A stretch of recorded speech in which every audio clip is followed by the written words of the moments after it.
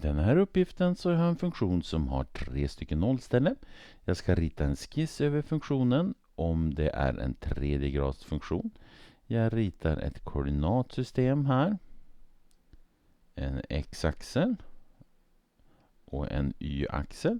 Och så sen så skissar jag en kurva. Den skulle kunna se ut så här. Den börjar uppifrån, vänder på något sätt. Och så sen så går den så. Här har jag ett nollställe, där har jag ett nollställe och där har jag ett nollställe. Det skulle också kunna vara tvärtom. X-axel här. Y-axel här. Så. Det skulle vara att den kommer här. Den går över x-axeln. Den vänder, går neråt, vänder. Och så sen går den uppåt. Här har vi 2 stycken exempel. Man kan ju naturligtvis förskjuta de här åt olika håll.